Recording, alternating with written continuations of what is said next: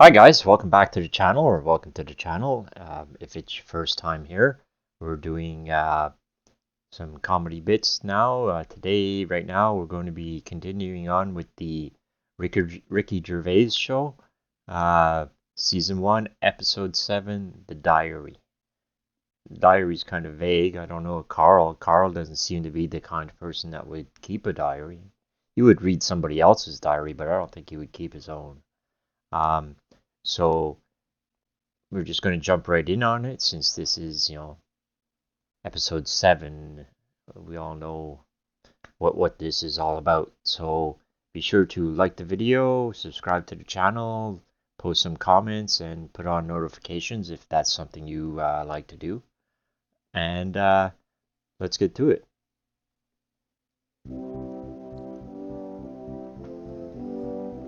For the past few years, Ricky Gervais, Stephen Merchant, and Carl Pilkington have been meeting regularly for a series of pointless conversations. This is one of them. Testing. Is that all right? Hello and welcome to the Ricky Gervais Show with me, Ricky Gervais, Stephen Merchant. Hello. And the little round-headed buffoon that is Carl Pilkington. I like that little bit where you just listen to him. Okay, say something Carl's stupid. been on holiday again, hasn't he? Oh yeah, that's right. Yeah, because Carl, you don't do anything. And you have weekends off. You take at least 5 or 6 weeks holiday a year, even though you haven't got a job now. You're meant to be doing this, and yet you still So go your on whole holiday. life's a holiday, basically. Yeah, why do you need a holiday? You potter around. Your big day last week was going to the cobblers. So why do you need a break so much this week? It's just that, it's good for your brain and that, isn't it? It opens it up a bit. You are not evidence for that. Where did you go Gran Canaria. for a week? Yeah. Just sitting around. Well, there isn't much else to do at Gran Canaria. I mean, I don't want to go slagging a place off because every time I seem to talk about somewhere, get into trouble for it. Right. But it's just like a big rock. It's just volcanic, isn't it? And you must have looked like a little barnacle on that. Have you been there before?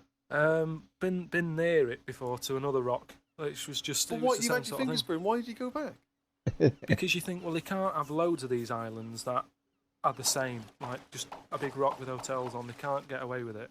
So you think, they well, the obviously next are one. getting away with it.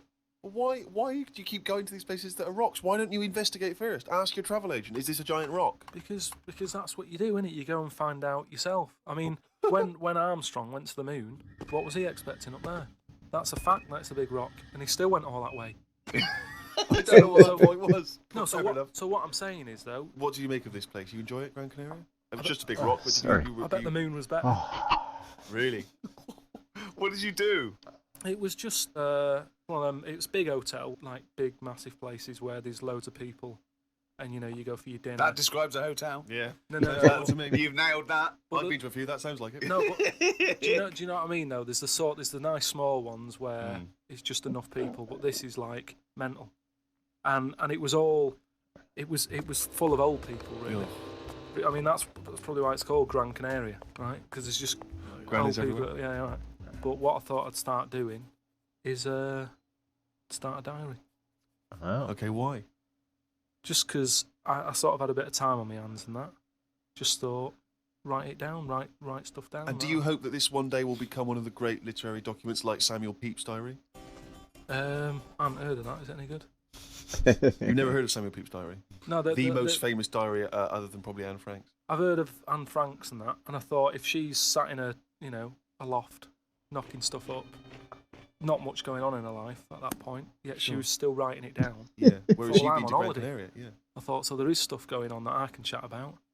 Start a diary. Sure. You started a diary. Yeah, And what are you going to do? Did you keep it up every day? yeah. Just Oh, can I read it, please? well, a diary is meant to be sort of. Please, can I read some out on this podcast? Carl. Some of it though is only relevant to me. It's sort of. Oh, this is. Please give me it. Oh my God. I mean, this isn't. I haven't just. It's Oh one my of those God. desk diaries. It's huge. It's about a foot long, and it's Oh, that is amazing. Imagine if Anne Franks had been like that. As she got out, right, everyone would have heard it clanked down on the desk. Yeah, but my writing's quite big, isn't it? Oh look, give us that. Oh, Give us that. Do you know about joined up writing. Have you This heard is about There's that? no point. amazing. Sometimes you can't read it, can you? So it's Right, best to okay. look at ancient look! times. Oh my God! It starts on the first day. This is wonderful. Going on holiday to Gran Canaria today. Woke up to the news that Tony Banks had died. There was a piece on the news about how everyone was shocked. Got me thinking about an invention that would be good. Right, a watch that counted down your life. If it says you've got 3 days left, go to the doctors. Told Suzanne about invention. She said she wouldn't buy one, but she said that about the iPod. How would this device work? This watch? I mean, how would you know when you were about to die? Is that a concern? Again, not for you to worry about. Presumably the boffins. And No, all I was thinking is that Tony Banks fella, he died and everyone was shocked about it. But if you had like a little watch on, But how did it work? You can't just say, "Wouldn't it be good?" How would this work? Yeah, I imagine you in the patent office going, "Got an idea?" They go, "Oh, certainly, yeah, Mr. Pilkington. What's your idea?" Watch that counting down your life. Oh, how does that work? just wear it, just pop it on your wrist. No. What do you mean? Just pop it on your wrist? How does it work? Just pop it on your wrist. Brilliant. You're an idiot. Well, it's interesting that he goes on. The flight to Gran Canaria was a bit bumpy. I thought about the clock that counts down your life again, and I wondered if it would know if you were going to die in a disaster. No, he's querying his own design. He's wondering if it would know. He's invented this. Now he's not even sure. A fellow on the plane was reading Koi Mag. It was a fishing magazine. I glanced over and noticed he was reading the Pond of the Month article. Don't think they could make it into a weekly magazine. Well, to be fair to you, because I remember seeing a guy on the train once reading Carp Monthly, a magazine dedicated entirely to carp, and it had Carp of the Month. And I just thought, once you're like 3 months in, the editor must be stressing if we've got any more carp. We got a carp that's actually done anything. I reckon if they used the same one twice, there wouldn't be many complaints. No one would be noticing. No, that's the carp they used 2 years ago. There was a really fat bloke on the plane. He was playing on his PSP. While I waited to go to the toilet, I looked at what game he was playing. It was darts. He's that fat and lazy, you can't even face playing a more active game on a games console.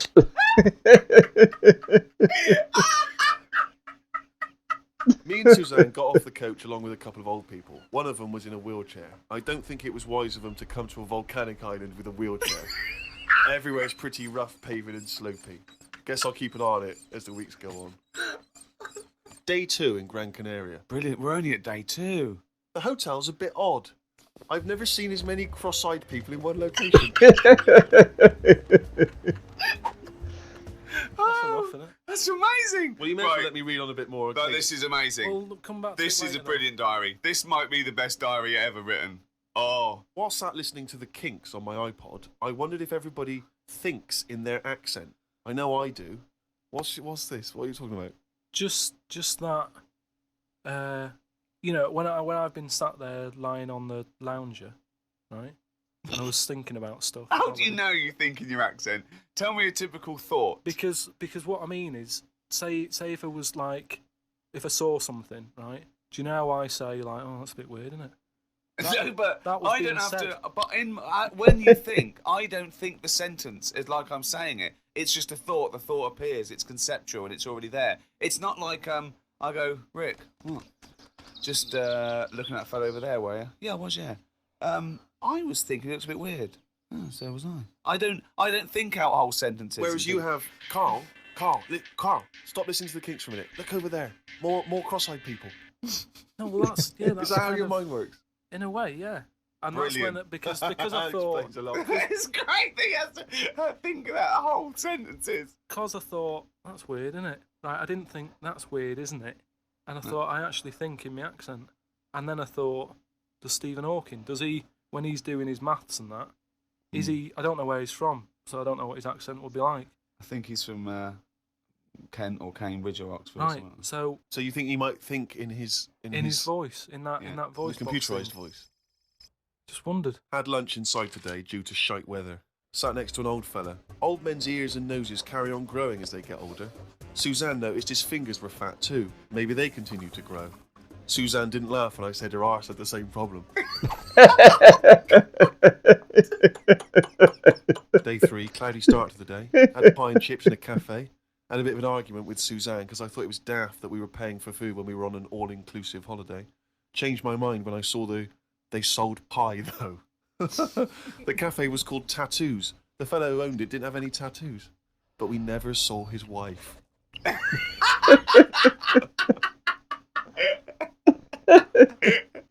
Oh, brilliant. Had a drink in a bar. Everyone sat and watched one of the local cats lick its bollocks. It's the greatest holiday in the world. That's the entertainment in that town. Went back to the hotel and had a sleep before tea. I love the fact you're moaning about old people, but you're just as bad. You've done nothing so far. He said nothing, he's got a hip. Woke up to news about ducks being badly treated. There was a really ugly one with bent legs. I'm gonna die. Why does he write this down? Oh, God. Oh. There is a fat bloke from Bolton who is in the pool as I write this. He's got a big tattoo on his back, but I can't work out what it is. ... He just got out of the pool and burped. Just felt like you had to keep us abreast of that. Everything's in the diary. I just seen it get to the point where you're going, breathed in, Yeah. breathed out again. There was a big fat fella in the sea who kept his t-shirt on. If you're big and fat, is there more chance of you getting burnt because there's more of you on show? I asked Suzanne, and she said she didn't know in that sort of not listening kind of way. I wanted to hang about to see if the fat bloke was going to get in the kayak, but Suzanne said we had to head back. Just let him wait in to see if he's going to capsize. We go home today, so we got up early to get the last bit of cloud. No, it's just that it wasn't. It's not that sunny all the time. I mean, I was sat in weather that if it was like that here, there's no way I'd be sat in the garden. Yeah. But because you're on holiday, it's like, well, we got to sit in it. Put your coat on. So are you going to continue to write this diary? Every single day? It's amazing. Keep this diary up. It's amazing. No, I will keep it up because what I find as well is I think earlier on before I went away, I think I did learn something, and because I wrote it down, I remembered it a bit better. So What was that? I just was thinking then, I forgot it now, but but I remembered looking back at it and not having to read it all because I remembered the end of it before I read it, if you know what I mean. I have no idea what you're talking about. Harry from Canterbury wants to know whether any of us have ever had any cruel nicknames. He claims that he's quite tall and rather hirsute, and he says he's often called Lurch or Wolfie. He's always thought that Carl looks a bit like Mr. Potato Head. Yeah. No, there's no potato that round, but I suppose you could fashion a potato to be that round. Yeah. Maybe we could, if anyone can carve a potato into the roundest head ever, pop a couple of eyes on it. Make it look as much like Carl as possible. Exactly. But yeah, any nicknames? Did you ever have a nickname, Rick? No, mine was boring. I didn't have any. It was just around the name, like Gervais or something like that. No, I didn't have nicknames. I always wanted a nickname. I just thought it was quite cool for some reason, particularly because gangsters always seem to have nicknames. Lefty. Fingers. Yeah. Lefty, yeah. Scarface. Yeah. And so I decided that I thought, because no one was giving me a nickname at school, it was kind of annoying, or certainly not to my face, that I decided to just come up with one. Yeah. And so I remember I was at lunch once, and I just said to my mate Phil. How old were you? 12, 13. Brilliant. I just said to him, Phil, don't know if you know, mate, but people aren't calling me Steve anymore. Everyone's calling me Spud now. Now I don't know why I thought Spud. It's weird we should talk about Mr. Potato Head. I don't know why I thought Spud was a cool nickname. I think it's a grown-up name, though, isn't it? And it's also because I think it sounded like it was probably either something that you'd find in one of those kids' books, like the Famous Five, or like the Bash Street Kids. There'd be Spud, and I always imagine with Spud, he's not the leader of the gang, but he's a reliable member. I think Spud is the biggest lorry driver in one particular sort of car park. Yeah, here comes Spud. Yeah, and he gets out, all right, boys, and he's big and massive, and Spud can eat 2 breakfasts. Exactly, yeah. But I just in my mind it was that I would be one day part of a gang, and it's I'm Pinky, this is Jojo, and the tall guy Spud. And you never really caught. And he just went, oh yeah, right. And no one started. And I was hoping he'd go, everyone's calling Steve Spud. Yeah. But of course. Hey, Spud, the first time I said Spud, and you go, what? Yeah, exactly. You'd be really proud, wouldn't you? No. Did you have a nickname? Not really. I mean, there was a lot of people on the estate that I grew up on.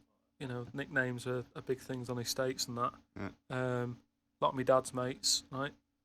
What their nicknames did was tell you about them. Do you know how I said about the Elephant Man's a good name? Yeah. Because, like, you know what you're going to get. If someone said, Elephant Man's popping around in a bit, it wouldn't be a shock when he walked in. Yeah. Right? So it worked in that sort of thing. You know, so there was John the Screw, right? John the Screw? Yeah. Whether he had sex a lot or he worked in a prison. No, he had a DIY shop. So you had him, right? There was Fred the Veg. Yeah. Which is I assume it's because he was at the same IQ as you. Or he was in a coma. Yeah. Right. There was my uncle, Tattoo Stan. All right. Yeah. He had like loads of tattoos that he'd just done himself. Oh my God. The problem was, because he did his tattoos himself, the ones on his left arm were really good. Because he was right-handed. On his right hand, rubbish. Right? So there was him. Great. And there was Jimmy the Hat. Jimmy the Hat? Yeah. Did he always wear a hat? No, he didn't. That was the point there. That he never wore a hat. That's amazing. Brilliant. How can you pick up on someone never wearing a hat? How would you ever notice? I'll tell you what, I've noticed something about Jimmy. What? Go on. He doesn't wear a hat. Why was he not called Jimmy the Parrot? Because he never carries a parrot. No, that's just the way. I mean, that's how they work in it. Here comes Jimmy Three Legs. Why'd you call him that? He hasn't got 3 legs. I didn't really have one apart from like I had a CB. You know, like when you'd go on a CB radio and have a chat to people. Oh, this was a craze in the was it late 70s, early 80s? Sort of early 80s. And it was just short band radio, wasn't it? Everyone had these little handsets and they'd speak to each other in the sort of local area. Yeah, it was mainly. I think it started off with like lorry truckers drivers, and isn't that. it? Yeah, truckers. Yeah, because there was that thing from like about 1977. It was Convoy. Yeah. Yeah, so I had one of them, and the handle. I had 2 Handle different names. means your nickname. Your yeah, name. there's loads of code stuff. Yeah. I had a couple. I had there was Pilkey 01, because like I say, there's a lot of Pilkingtons and that in Manchester. So if someone wants Pilkey 02, it's open. Do you know what I mean? They can have it. And then like it's people scrabbling. I want a Pilkey 01. And then because I did boxing and that. Well, you did it once. Yeah. I had Boxer Boy, because I thought that's quite a good image as well. That's kind of like people going, oh, don't mess with him. Do you know what I mean? Yeah. If he asks what your handle is, tell him. Do you know what I mean? It's Boxer Boy and that. Yeah. So just had them 2, and I used to just go on there and. Pointless. What is the point of this? Well, you just meet people, don't you? And you don't meet people. You say, "What's your handle?" They go, "Box Boy." What's yours? Rubber duck. All right, cheers. No, It's but ridiculous. then you'll say like, then you go, oh, what's your 20? What's that mean? That's where are you? Well, why don't you say, "Where are you?" Because just in case there's someone who's listening in who you know, you hear about this all the time, don't you? People listening, jotting stuff down. Oh, right. So just in case someone in the world doesn't know what handle means, they're out of the loop. They're out of the loop. It's not a difficult code to crack, is it? Yeah. If you're trying to track someone. It's hardly the head of the mafia talking to each other because the FBI are on the wire. It's ridiculous. Like I go, oh, you keep saying that, what's your handle? And they come back with something else. I can't work out what's going on. No, it's like anything, isn't it? That's what codes. That's what codes are all about, isn't it? You set them up and that. Go on and tell me the code then. Reveal at long last to the world what these codes are. Right. So, Yeah. what's your 20? Where are you? This is better than the Enigma. Yeah. Right. Now here we go. Right. How many candles are you burning? Does that mean how big's your car or something like that? Horsepower or something? See? No, that's. Oh, how old what are you? time is it? No, how old are you? How old are you? Okay. Right. Right. How many candles are you burning, of course? Yeah. So what's the answer come back? You go. I'm 15. 14. Brilliant. That code, there's no one going to work that out. I wish you'd have kept a diary of this, because this has been fascinating. Now and again, someone will come in and go side on, right? What's that mean? And that means like there's someone sat there listening into this chat and going, this sounds interesting. Yeah, no, it doesn't. Unlikely. Yeah. And they want to join in, so they sort of go side on, you go side on, bring it in, right? And they go, all right. How many candles are you burning? Yeah. What's your 20? That's it, goes round again. Yeah. See you later. What's your 20? How many candles are you burning? Oh. And, I mean, it seems to me that what you should have done is made a note the first time, so that when you then speak to them again, you don't need to ask them those questions. Can I just confirm that you're burning 15? It's that time again. Do the jingle. Oh, monkey!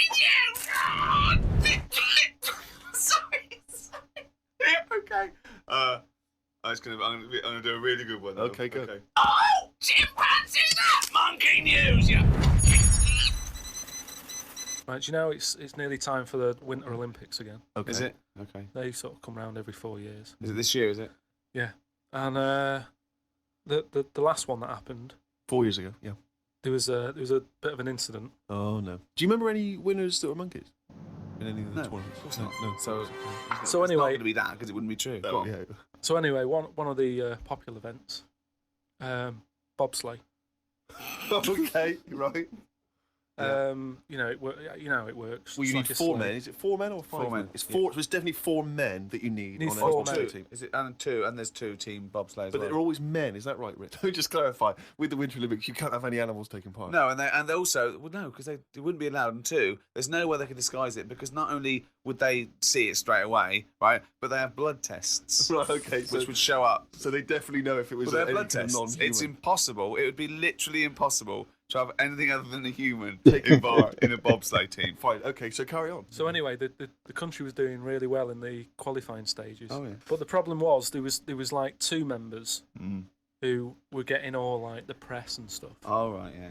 Anyway, so this one member was getting fed up because the other 2 were getting all the press and what have you. So he said, I'm not happy with this. Yeah.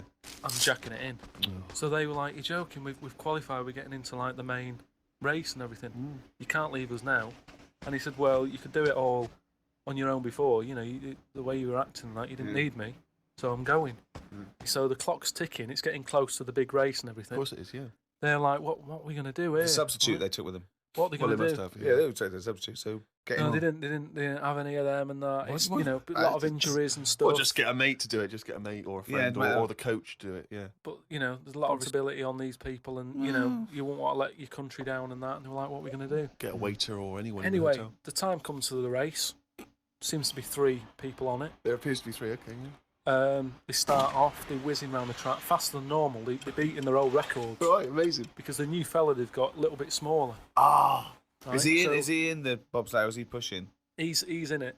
Oh, right, okay. Right? He's wearing a uniform and a helmet. That we He's can't got see what he helmet looks like. on. We He's can't got see the his kit face. on.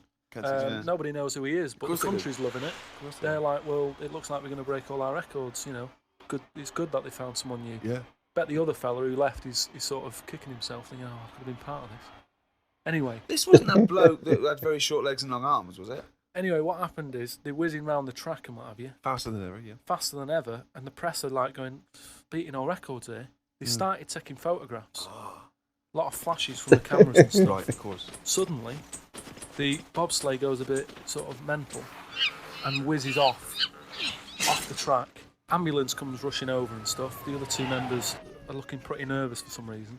Oh, what are they doing? They're saying, look, don't take the helmet off because you know you can do more damage to the Well, neck. don't tell the paramedics how to do it. I mean, They know their job. Yeah, they know their yeah, job. yeah. So they were Please. like, just you know, and plus, you know, he came in at last minute to help us out. He doesn't want everyone to know who he is. He's Yeah. not after the limelight yeah, like some of the members we used to have. But he just Yeah. was helping his country out. yeah. Leave the helmet on. Anyway, they get him in the ambulance and stuff.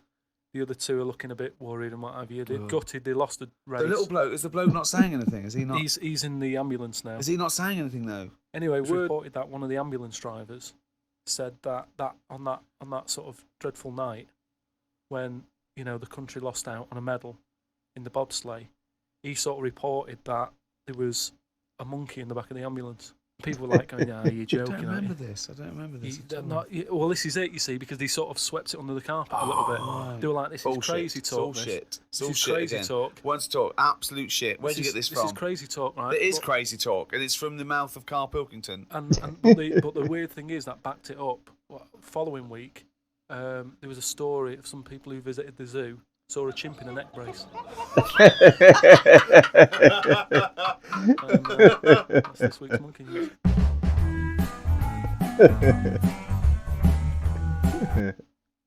Okay, so that was the Ricky Gervais show, season 1, episode 7, the diary, and I was wrong. It was Carl's diary. Anyway, that was a pretty funny episode. Thanks for watching. Be sure to like, subscribe, leave some comments, put on notifications, and to come back again. So, we'll see you next time. Have a nice day.